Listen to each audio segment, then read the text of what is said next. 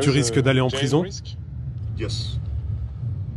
Oui, mais encore une fois, je pense que si les gens ne savent pas ce que l'on vit ici, alors rien ne changera. Tu vois ce que je veux dire? Il nous emmène à 30 minutes du centre-ville de Doha, dans la zone industrielle.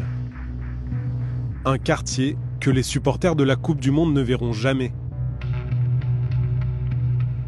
L'endroit est strictement interdit aux caméras.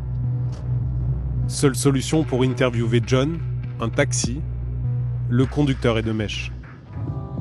Dans l'un des pays les plus riches du monde, tout coûte cher. Le salaire minimum, 280 € par mois, permet à peine de subsister.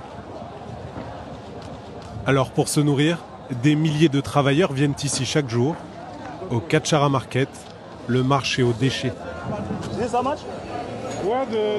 Elle vient d'où cette nourriture?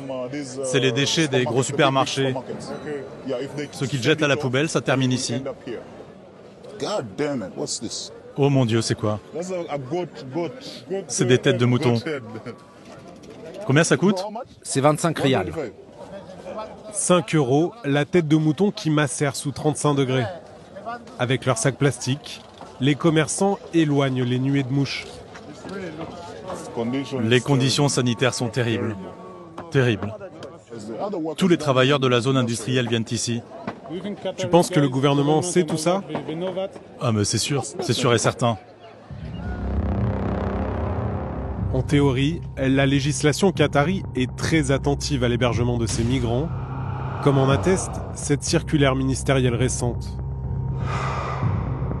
Dans le monde merveilleux de l'administration qatari, les cuisines sont censées être équipées de lieux de stockage réfrigérés et d'un endroit pour se laver les mains. Dans la cuisine de l'immeuble de David, 2 réchauds pour les 200 hommes qui vivent ici.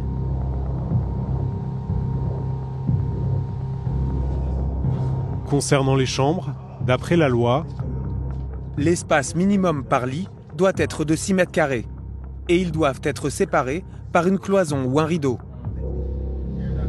Dans la chambre de David, ils sont 7 à cohabiter dans une dizaine de mètres carrés.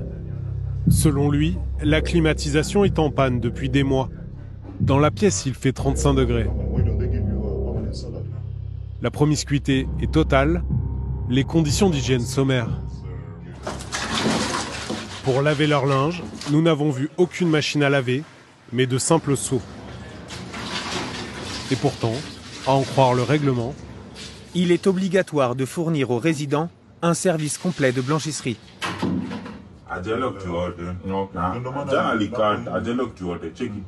Tous les soirs, ils dînent au milieu des cafards qui infestent l'immeuble. Des conditions de vie bien éloignées de celles affichées par les autorités, et pourtant leur entreprise a été sélectionnée pour assurer la sécurité du mondial. Ces vigiles travailleront pendant la Coupe du Monde.